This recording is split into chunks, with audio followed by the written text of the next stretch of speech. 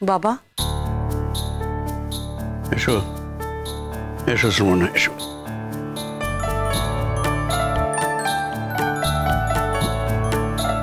থাক থাক থাক থাক। কেমন আছেন আপনি? তোমাকে তো ফোনে বলেছিলাম আমি কেমন আছি।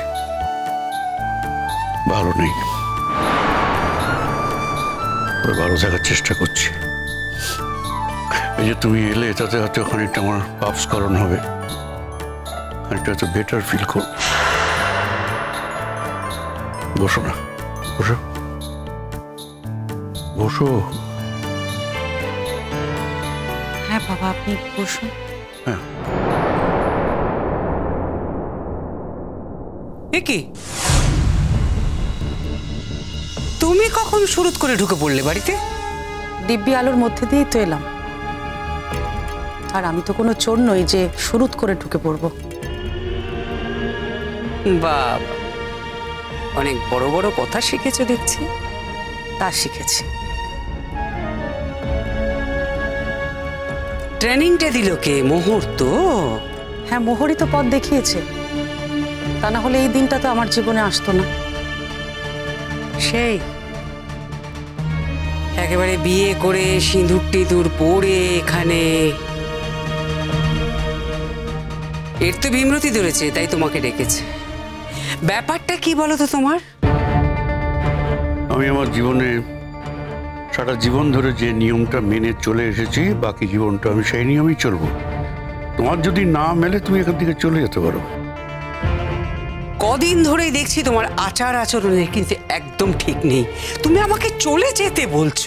হ্যাঁ, যেতে বলছি, কারণ প্রত্যেকটা ব্যাপারে তুমি কথা বলবে এটা তো হতে পারে না।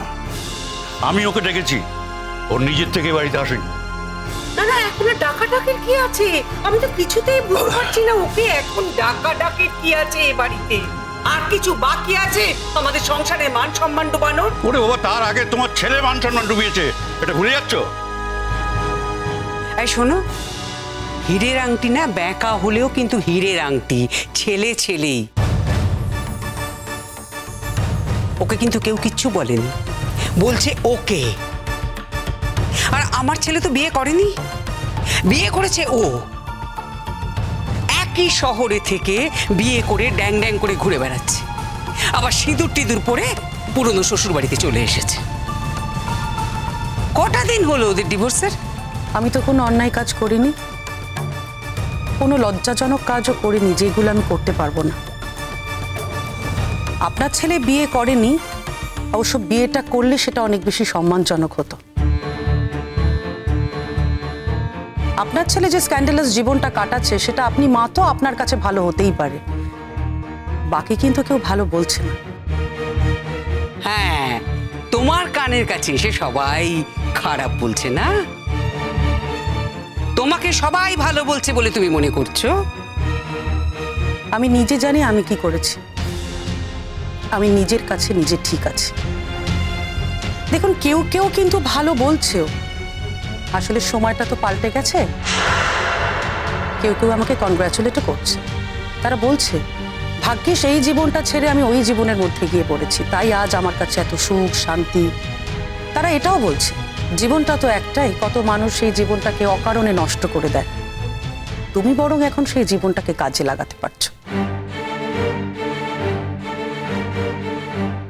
হ্যাঁ, বুঝতে পারছি তো। একটার পর একটা বিয়ে করে তুমি জীবনটাকে কাজে লাগাচ্ছ, তাই বুঝি। প্রথমত, একের পর এক বিয়ে আমি করিনি। প্রথম বিয়েটা কোনো বিয়েই ছিল না, ওটা ছিল একটা বিয়ের অনুষ্ঠান মাত্র। বিয়ে আমি এই প্রথমবার করেছি।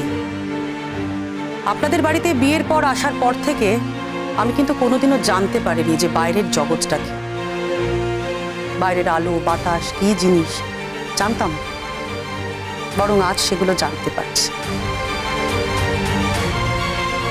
এটা না আমার কাছে একটা মস্ত বড় পাওনা, জানেন। অবশ্য আপনি এগুলো বুঝতে পারবেন না, কারণ আপনার জীবনে তো এরকম অভাববোধ কখনো হয়নি। বাবা আপনাকে চিরকালই আপনার মর্জি মতো চলতে দিয়েছে, তাই এই অবস্থার কথা আপনি কোনোদিনই বুঝতে পারবেন না। কারণ আপনাকে তো প্রথমত কেউ বন্দি করে রাখেনি, কেউ কোনোদিনও প্রেসারেও রাখেনি। তাই এই অবস্থার কথা, এই অভাববোধের কথা আপনি কোনো দিনই বুঝতে পারবেন না। আর হ্যাঁ, আপনার স্বামীও কিন্তু কোনোদিনও আপনাকে দূরে সরিয়ে দেয়নি, তাই আপনি বোধহয় কোনোদিনই আমার কোনো যন্ত্রণার কথাই বুঝতে পারবেন না। খুব বড় বড় কথা শিখেছে তুমি। তুমি কি এখানে কথা শোনাতে এসেছো নাকি আমাকে? না, তা আসেনি, তবে কথা শোনালে সেই কথার উত্তরটা দিতে আমি শিখেছি। তোমাকে বলছি না ওর সঙ্গে আমার কথা আছে। আমি শুনবো তোমরা কি কি কথা বলবে, আমি এখানে থাকবো এবং শুনবো। তুমি অনেক ভুলভাল কাজ করছো, আর সেগুলো সংশোধন করবার জন্য আমি ছাড়া আর কেউ নেই।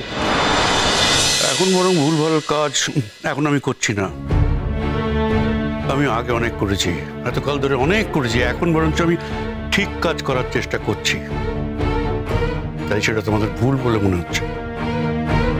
আর আমার ভুল কাজগুলোকে তোমরা ঠিক বলে বাহবা দিচ্ছ। ও তাই বুঝি? তার মানে পুরনো তুমি যা যা করেছো সব ভুল, সব ভুল। হ্যাঁ, সব ভুল না হলেও সাংসারিক ব্যাপারে যা যা করেছি তা তো ভুল বটেই। আমার একমাত্র ছেলের বউ, আমার পুত্রবধূ, তাকে আমি কোনোদিন সম্মান দিতে পারিনি। তোমার দ্বারা প্রভাবিত হয়ে ওকে আমি চিরটাকাল অসম্মান করে এসেছি। সেটা আমার অধর্ম বলে মনে হয়েছে। ওর কষ্টের দিকে আমরা কোনোদিন তাকিয়ে দেখিনি, সেটা আমার কাছে আরো বড় অধর্ম বলে মনে হচ্ছে। সেই জন্যই কি এখন শোক পালন করছো, নাকি ক্ষতিপূরণ দিচ্ছ? সব ক্ষতির তো পূরণ হয় না, তবে কিছু কিছু জেস্চার মানুষকে বিশ্বাসযোগ্য করে তোলে। আমি সেটাই করবার চেষ্টা করছি। আমি একটা উইল করছি, আর সেই উইলে আমার প্রপার্টির কিছু অংশ তোমাকে আমি দিতে চাই। খবরদার, খবরদার, তুমি এই কাজ যদি করো। তুমি তো আমাকে এই কথা বলনি আগে। আরে প্রপার্টিটা আমার, আমি কাকে কি দেবো না দেবো সেটা আমার ব্যাপার, আর সেটা তোমার সঙ্গে আলোচনা করতে হবে এমন তো কোনো কথা নেই।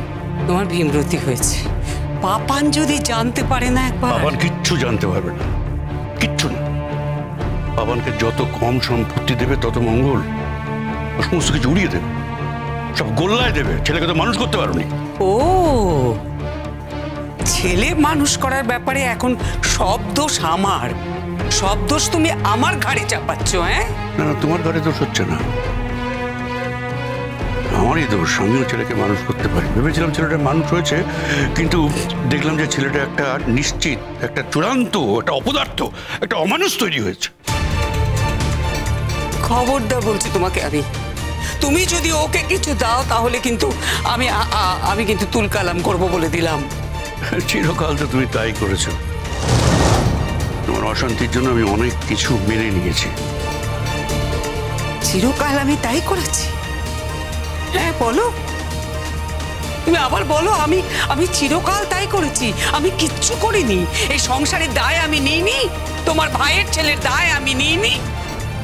যে ব্যাপারে দায় পালন করেছো সে ব্যাপারে আমি তোমাকে বাহবা দিই, কিন্তু বেশিরভাগ ক্ষেত্রেই তুমি সেই দায় পালন করোনি। তোমার নিজের ছেলের কাছে নিজের স্বার্থ গৌণ হয়ে গেছে। ছেলেটাকে তো মানুষ করতে পারো, নিজের ছেলেকে সমস্ত অর্থ দিয়ে গেলে সে গোল্লায় যাবে, সমস্ত কিছু সর্বনাশ করে দেবে। তুমি বুঝতে পারছো না? না না, তোমাকে আমি বারণ করছি, তুমি এগুলো করো না, করো না। তাই বলে তোমার একমাত্র ছেলের বউ যে তোমার ছেলেকে ছেড়ে চলে গেছে, সেই মেয়েকে তুমি তোমার প্রপার্টি থেকে দেবে? হ্যাঁ, আমাকে দিতে চাইলেই তো আর আমি নিয়ে নিচ্ছি না। শুধু শুধু আপনি ভয় পাচ্ছেন কেন?